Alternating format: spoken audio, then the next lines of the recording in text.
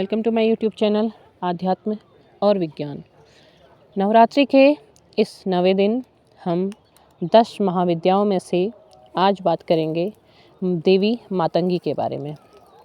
मातंगी माता वो माता हैं जो अन्य सभी देवियों से एकदम अलग है, जिन्हें जूठन का भोग लगता है, जिन्हें उच्छिष्ट चांडालनी कहा जाता है, जो आदिवासियों में विशेष रूप से पूजी जाती है और इन्हें तंत्र शक्ति में या तांत्रिक विद्याओं में सरस्वती कहा जाता है। एकदम अलग। अभी तक आपने जितनी भी देवी देवताओं के बारे में विधान सुना, कहीं भी आपने मातंगी माता के बारे में इस तरीके का नहीं जाना होगा, या किसी देवता के बारे में आपने इस तरीके से नहीं जाना होगा।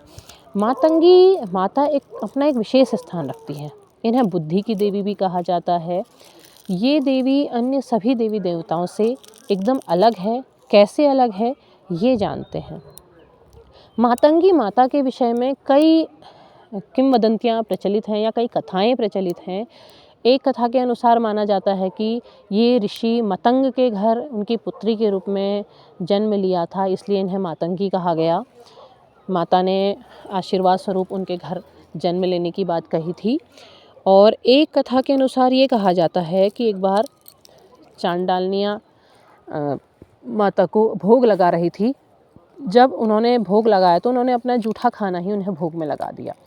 तो भोग में लगा दिया तो शिव के गण नाराज़ हो गए, किंतु जो चांडालनी थी वो बहुत ही प्रेम और श्रद्धा से भरी हुई थी। वो उन्हें माँ को जब भोग लगाते वक्त इस बात का बिल्कुल भी ख्याल नहीं था कि वो जूठन का भोग लगा रही हैं या इस तरीके से उन्हें भोग नहीं लगाना चाहिए। उन्हें विधान कुछ भी नहीं पता था। तो उस भाव से माता प्रसन्न हो गई और उन्होंने उस चांडालनी के भोग को स्वीकार किया, मातंगी का रूप धारण किया और वो जूठन का भोग उन्होंने ग्रहण किया था। इसलिए भी उन्हें उच्छिष्ट चांडालनी भी कहा जाता है। और इसके अलावा मातंगी माता के लिए ये भी कहा जाता है कि एक बार शिव पार्वती को भोजन करा रहे थे तो उन खाना खाते समय कुछ भोजन ज़मीन में गिर गया था और उस भोजन से मातंगी माता अवतरित हुई।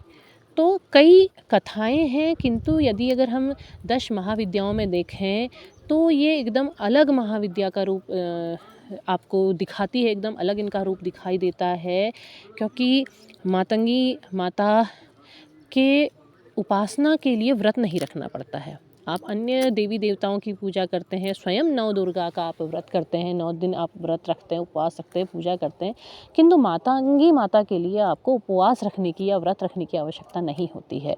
मातंगी माता आपके मन और भावों से ही प्रसन्न हो जाती हैं। आप सहज भाव से उन्हें पुकारते हैं और वो प्रसन्न हो जाती हैं। और जो लोग तंत्र साधना करते हैं उन्हें तो वो ज्ञान का भी आशीर्वाद देती हैं। उनकी ज्ञान, उनकी प्रज्ञा बुद्धि बढ़ाने के लिए भी वो विशेष स्थान रखती हैं। मातंगी माता, यदि हम कुंडलिनी साधना की बात करें तो उनका स्थान आपके आज्ञा चक्र से अब ऊपर आ जाता है। सरस्वती का स्थान है तो आज्ञा चक्र में आएगा ही, और मातंगी माता वही स्थान रखती है और वो केवल आपके भावों से ही प्रसन्न हो जाती हैं, आपकी इच्छा को पूर्ण करती है। अब इसी क्रम में हम आगे 10वीं महाविद्या माता कमला के विषय में भी जानते हैं। माता कमला 10वीं महाविद्या है। माता कमला को श्री हरु विष्णु की शक्ति भी कहा जाता है।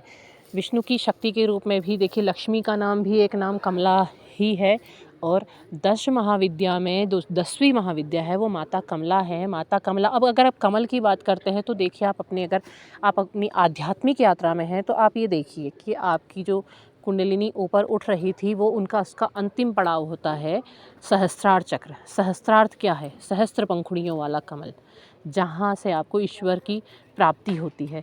तो कमला कहाँ विराजमान हो रही है? उस सहस्त्र दल कमल में विराजमान हो रही है माता कमला।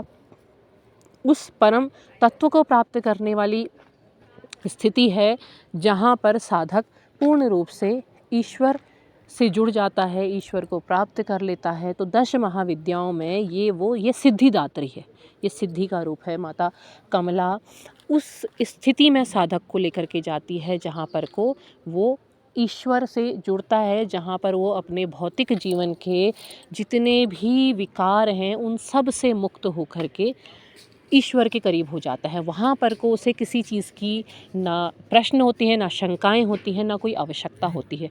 तो वो स्थिति होती है और वहाँ विराजमान होती हैं माता कमला। इनके लिए एक और विशेष बात होती है कि जो स्त्रियाँ गर्भ धारण नहीं कर पाती हैं या गर्भ धारण किसी कारण नहीं हो पाता है, उन्हें माता कमला की आराधना करनी चाहिए। और माता कमला उनके गर्भ की रक्षा करती है, उनका उसका पोषण करती हैं, तो उनके लिए भी ये विशेष स्थान रखती हैं। और आपकी इस यात्रा में ये सर्वश्रेष्ठ स्थान रखती हैं, जहाँ पर आप सर्वश्रेष्ठ पदवी को आप प्राप्त कर सकते हैं।